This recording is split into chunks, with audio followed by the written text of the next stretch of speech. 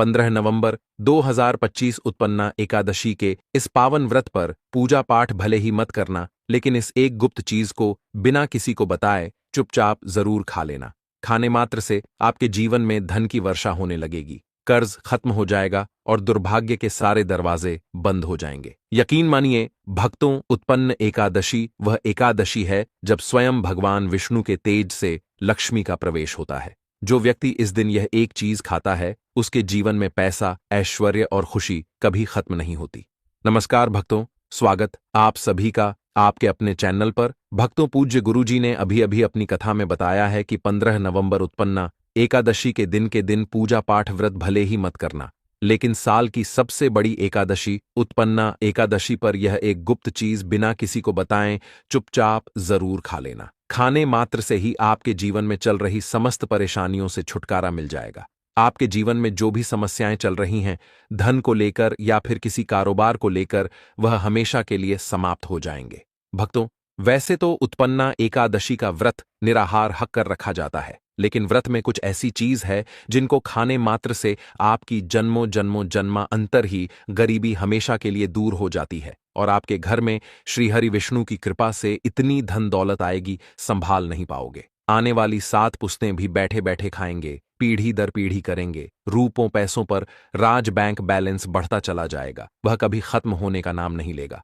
आपके घर में जो भी दोष हो, पितृदोष, राहु दोष, काल सर्प दोष, सब हमेशा के लिए दूर हो जाएगा। देखिए भक्तों, बात ऐसी है कि हमारा काम तो है सिर्फ सही सलाह देने का, हम तो केवल सलाह ही दे सकते हैं। अब आप इसको मानना या ना मानना आपकी मर्जी, लेकिन भक्तों हम तो यही कहेंगे कि अगर मान लोगे तो आपका बेड़ा पार हो जाएगा।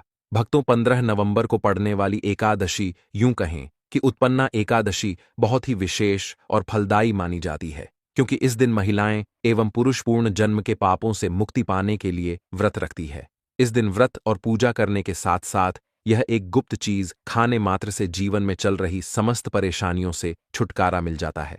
भक्तों, उत्पन्न एकादशी के महत्व की बात करें तो उत्पन्न एकादशी कार्तिक शुक्ल पक्ष की एकादशी होती है और इसका महत्व अत्यंत आध्यात्मिक एवं धार्मिक माना गया है, क्योंकि इसी तिथि को भगवान श्री विष्णु की आंतरिक शक्ति एकादशी देवी का प्राकट्य हुआ था। इसलिए इसे वर्ष की पहली एकादशी भी कहा जाता है। शास्त्रों में इसे सर्व पाप नाशिनी एकादशी कहा गया है, क्योंकि इस दिन किए गए व्रत, पूजा और उपवास से पिछले जन्मों तक के पाप नष्ट हो जाते हैं। जो भी व्यक्ति श्रद्धा से इस व्रत को करता है, उसके जीवन से नकारात्मकता दूर होती है, परिवार में शांति आती है, धन संपत्ति का आगमन होता है और माता लक्ष्मी की विशेष कृपा प्राप्त होती है। इस एकादशी का व्रत रखने से व्यक्ति का मन आध्यात्मिक होता है और उसे मोक्ष की प्राप्ति का मार्ग मिलता है। भगवान श्री कृष्ण ने स्वयं अर्जुन से कहा था कि जो भी मनुष्य इस एकादशी का व्रत रखता है, उसे अश्वमेध यज्ञ के समान फल प्राप्त होता है। यह व्रत विशेष रूप से उन लोगों के लिए शुभ माना जाता है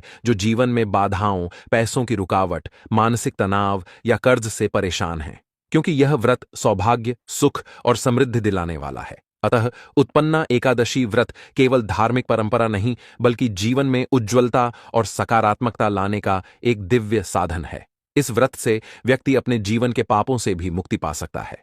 ठीक उसी तरह उत्पन्ना एकादशी के दिन यह चीज खाने से जीवन में सुख, शांति और समृद्धि आती है और आपकी समस्त मनोकामना पूर्ण होती है। वैसे तो उत्पन्ना एकादशी का व्रत बिना कुछ खाए पिए रखा जाता है, लेकिन अगर आप 15 नवंबर 2025 उत्पन्ना एकादशी की रात एक विशेष चीज खा लेते हैं, तो आपके घर में धन संपदा इतनी बढ़ जाएगी कि वह कभी समाप्त नहीं होगी। यह उपाय बहुत ही सरल और चमत्कारी है, जिसे अपने जीवन में जरूर लागू करना चाहिए। भक्तों, पूज्य गुरु जी ने अभी अभी अपनी विष्णु सहस्त्र नाम की कथा में बताया कि 15 नवंबर को आने वाली उत्पन्ना एकादशी के दिन जिन लोगों के घर में खाई या बनाई जाती है, यह 3 चीज उसके घर में पूरे साल होती है। धन दौलत की वर्षा। जी हां दोस्तों, यह इस बार की उत्पन्ना एकादशी पूरे के पूरे 144 वर्षों के बाद दुर्लभ सहयोग में पड़ने जा रही है। तो ऐसे में इस उत्पन्ना एकादशी का महत्व हिंदू धर्म के लोगों के लिए और भी बढ़ जाता है और पूज्य गुरु जी ने कहा है कि उत्पन्ना एकादशी के दिन भले ही पूजा पाठ, ध्यान करना ना करना, लेकिन यह एक गुप्त चीज जरूर खा लेना। भगवान विष्णु जी और माता लक्ष्मी जी के आशीर्वाद से आपके घर में इतना पैसा आएगा कि संभाल नहीं पाओगे। साथ ही दोस्तों, हम आपको इस वीडियो में यह भी बताएंगे कि चाहे कुछ भी हो जाए, लेकिन उत्पन्ना एकादशी पर ऐसा खाना घर में भूलकर भी मत बनाना। और ना ही उसे खाना पूरा घर परिवार पर संकट आ सकता है। साथ ही भक्तों, इस वीडियो में जानिए उत्पन्ना एकादशी पर ऐसा क्या खाना चाहिए जिससे कि आपके जीवन में भगवान विष्णु की कृपा प्राप्त हो। साथ ही दोस्तों, इस वीडियो में हम आपको यह भी बताएंगे कि उत्पन्ना एकादशी पर भूलकर भी यह 5 काम कभी मत करना, नहीं तो कंगाल होते देर नहीं लगेगी। उत्पन्ना एकादशी पर आपको यह 5 काम कभी नहीं करने चाहिए। जो भी माताएं बहनें उत्पन्न एकादशी के दिन इन 5 कामों को करती हैं तो उसकी जिंदगी बर्बाद हो जाती है, घर में कंगाली छा जाती है, और जिस घर में भी यह 5 कार्य होते हैं, माता लक्ष्मी ऐसे घर से हमेशा के लिए छोड़कर चली जाती है। साथ में हम आपको यह भी बताएंगे कि उत्पन्ना एकादशी के दिन अगर आप इन चीजों का दान कर देते हो तो आपके घर में कभी धन की कमी नहीं होगी, हमेशा ही रुपया पैसा आपके घर में आएगा। इसलिए हम आपको जो जानकारी बताते हैं वह बिल्कुल मुफ्त होती है। वीडियो को पूरा देखें, अधूरा ना छोड़ें। जो लोग वीडियो को आधा अधूरा छोड़कर आगे बढ़ जाते हैं फिर उन्हें जीवन में कभी सफलता हासिल भी नहीं हो सकती। इसलिए जब भी कोई वीडियो देखें उसे शुरू से अंत तक पूरा देखा करें। भक्तों, चाहे जो भी हो जाए लेकिन उत्पन्ना एकादशी के दिन एक छोटी सी चीज जरूर खा लेना। यकीन मानिए, यदि अगर आपने खा लिया तो आपको करोड़पति बनने से विधाता भी नहीं रोक सकते। जी हां, इस बार 144 वर्षों के बाद उत्पन्न एकादशी ऐसे शुभ समय में पड़ने जा रही जो हिंदू धर्म में सबसे श्रेष्ठ मानी जाती है। इस दिन किया गया कोई भी उपाय कभी भी निष्फल नहीं जाता, बेकार नहीं जाता, हमेशा लाभ ही लाभ प्रदान करवाता है। चलिए भक्तों, अब हम आपको रमा एकादशी की थोड़ी सी जानकारी दे देते हैं। इस बार 2025 में उत्पन्ना एकादशी को लेकर लोगों के मन में बहुत कंफ्यूजन है कि यह व्रत कब रखा जाएगा, पूजा कैसे करनी है, शुभ मुहूर्त क्या रहेगा और क्या नहीं खाना है। इस वीडियो में हम आपके सभी सवालों के जवाब देंगे, बस आपको इस वीडियो को पूरा देखना होगा। इन सभी सवालों का उत्तर हम इस वीडियो में देंगे और साथ ही बताएंगे कि वह कौन सी चीज है जो इस दिन आपको जरूर खानी चाहिए। अगर आपने यह खा ली तो धनवान बनने से विधाता भी आपको नहीं रोक सकते। साथ ही भक्तों, उत्पन्ना एकादशी के दिन भक्तों गाय को एक चीज जरूर ही खिलाना चाहिए। अगर आप उत्पन्ना एकादशी के दिन गाय को यह एक चीज खिला देते हो तो माता लक्ष्मी जी की कृपा से आपके जीवन में धन आने के सभी रास्ते खुलते चले जाएंगे। भक्तों, चलिए पहले हम आपको बता देते हैं कि उत्पन्ना एकादशी की सही डे टाइम क्या है, फिर हम आपको बड़ी बड़ी से सभी जानकारी बताते हुए चलेंगे और यह भी बताएंगे कि वह कौन सी चीज है जो हमें उत्पन्ना एकादशी दिन जरूर ही खा लेनी चाहिए। और भक्तों, साथ में हम आपको बताएंगे कि इस दिन एक चीज भूलकर भी नहीं खानी चाहिए। अगर आप यह चीज भूलकर भी खा लेते हो तो आपके घर में अनहोनी हो सकती है, तो ऐसा अनर्थ काम भूलकर भी मत करना। और अनर्थ होने से पहले वीडियो को आप पूरा जरूर देख लेना, बहुत ही खास और ज्ञानवर्धक वीडियो है। तो चलिए भक्तों, जानते हैं उत्पन्ना एकादशी की सही डेट टाइम के बारे में। लेकिन दोस्तों, उससे पहले आपसे हाथ जोड़कर एक रिक्वेस्ट करते हैं कि अगर आप इस चैनल पर नए हैं तो चैनल को सब्सक्राइब करके वीडियो को एक लाइक जरूर करें। साथ ही आप अपनी राशि को कमेंट बॉक्स में जरूर डाल दें, क्योंकि हम राशि से जुड़ा भाग्य भी बताते हैं और भाग्य में चल रही परेशानियों को तत्काल दूर करने के लिए आसान से आसान उपाय कभी बताते हैं। ले भक्तों को जानते हैं इस पावन एकादशी के सही तिथि, शुभ मुहूर्त और पारण समय के बारे में। श्रद्धा से भक्त उत्पन्ना एकादशी पर भगवान विष्णु की आराधना, व्रत कथा, श्रवण और दान पुण्य करके अपने पापों का क्षय कर मोक्ष की प्राप्ति कर सकते हैं। उत्पन्ना एकादशी की पूजा विधि अत्यंत पवित्र और सरल है, जिसे सच्चे मन से करने पर भगवान विष्णु और माता लक्ष्मी दोनों का विशेष आशीर्वाद प्राप्त होता है। इस दिन प्रातः ब्रह्म मुहूर्त में उठकर स्नान करें, अपने घर या पूजा स्थल को गंगा जल से शुद्ध करें और स्वच्छ पीले या सफेद वस्त्र धारण करें। पूजा के लिए सामग्री में एक कलश, गंगा जल, चावल, रोली, मौली, दीपक, घी या तिल का तेल, धूप, चंदन, तुलसी पत्र, फूल, पंचामृत, केले या मौसमी फल, नारियल, पीले पुष्प और भगवान विष्णु की तस्वीर या मूर्ति रखें। पूजा स्थल पर पीला कपड़ा बिछाकर भगवान विष्णु और माता लक्ष्मी का आसन स्थापित करें। सबसे पहले दीप प्रज्वलित करें और गंगा जल छिड़क कर स्थान को पवित्र बनाएं। फिर ओम केशवाय नमः, ओम माधवाय नमः, ओम नारायणाय नमः जैसे भगवान विष्णु के 12 नामों का उच्चारण करते हुए पुष्प अर्पित करें। इसके बाद भगवान को चंदन, रोली, अक्षत, फूल, धूप, दीप, नैवेद्य और तुलसी पत्र चढ़ाएं। अब माता लक्ष्मी को हल्दी, कुमकुम, अक्षत, फूल और मिठाई अर्पित करें। उत्पन्ना एकादशी व्रत में ओम नमो भगवते वासुदेवाय मंत्र का 108 बार जाप करना अत्यंत फलदायी माना गया है। दिन भर व्रत रखें, अन्न ग्रहण ना करें और जल या फलाहार से ही रहें। दोपहर या संध्या समय उत्पन्ना एकादशी की कथा अवश्य सुनें या पढ़ें। कथा के अंत में भगवान विष्णु और माता लक्ष्मी की आरती करें। जय लक्ष्मी रमणा विष्णु भक्त हृदय निवासा का भजन गाते हुए दीपक जलाएं। रात्रि में भगवान का स्मरण करते हुए जागरण करना अत्यंत शुभ फलदायी होता है।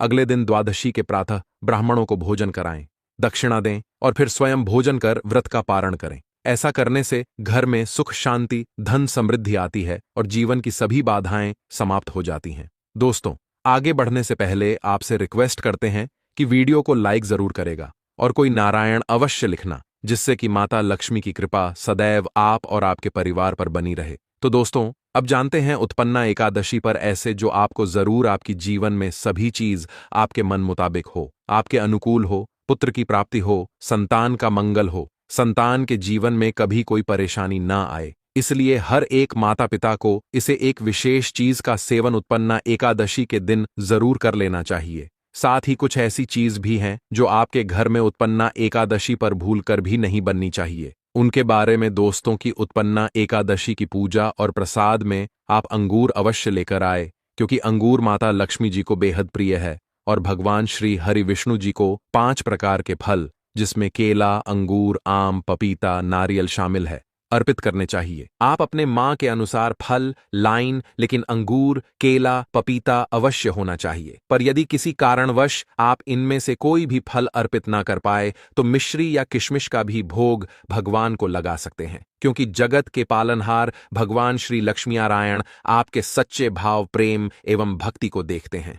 आप कोई भी 5 रंग के फल ले सकते हैं, परंतु बात का आप विशेष तौर पर ध्यान रखें कि भगवान श्री हरि विष्णु जी को और माता लक्ष्मी को नाशपाती हमें कभी भी नहीं चढ़ाने चाहिए। इससे धान का नाश होता है, क्योंकि इस फल के नाम से ही अर्थ निकलता है, नाश करने वाला फल।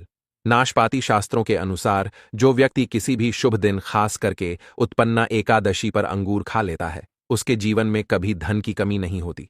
उत्पन्ना एकादशी के दिन अंगूर में साक्षात माता लक्ष्मी का आशीर्वाद विद्यमान होता है, माता लक्ष्मी का आशीर्वाद होता है। इसलिए दोस्तों, आप अंगूर अवश्य खा लें। साथ ही साथ श्री हरि विष्णु जी को उत्पन्ना एकादशी पर गन्ना अवश्य अर्पित करें। यह बहुत ही शुभ और मंगलकारी माना जाता है। पर यदि आपको इस समय गन्ना ना मिले तो आप गुड़ और चने की दाल का भोग भी भगवान श्री हरि विष्णु को अर्पित कर सकते हैं। साथ ही साथ यदि गन्ना अथवा गुड़ इस दिन आप खा लेते हैं तो आपके जीवन में कभी भी धन की कमी हो ही नहीं सकती।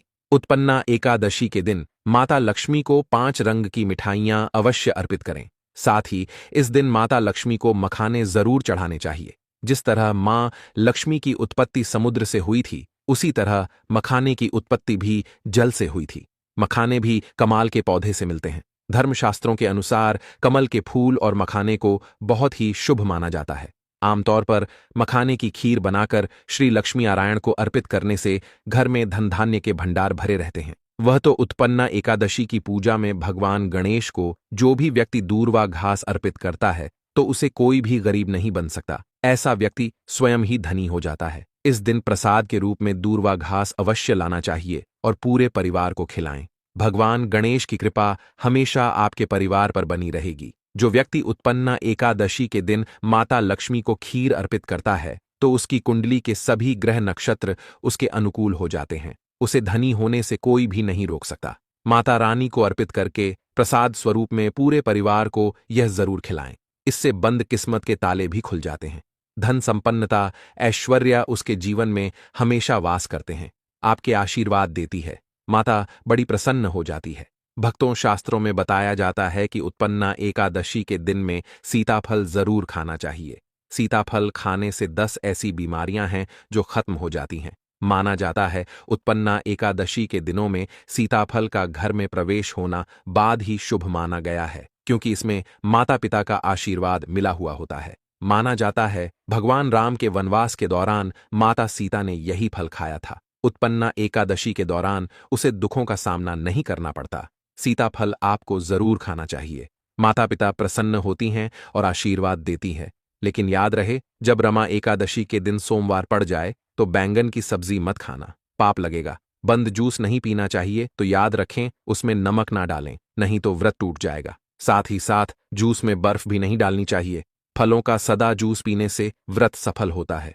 उत्पन्ना एकादशी पर वह ऐसी कौन सी चीज है जो घर में कभी नहीं बननी चाहिए, नहीं तो पूरा घर बर्बाद हो जाएगा। किसी भी व्यक्ति को ऐसा खाना नहीं खाना चाहिए। ऐसा खाना घर में बनने पर माता लक्ष्मी घर का त्याग कर देती है।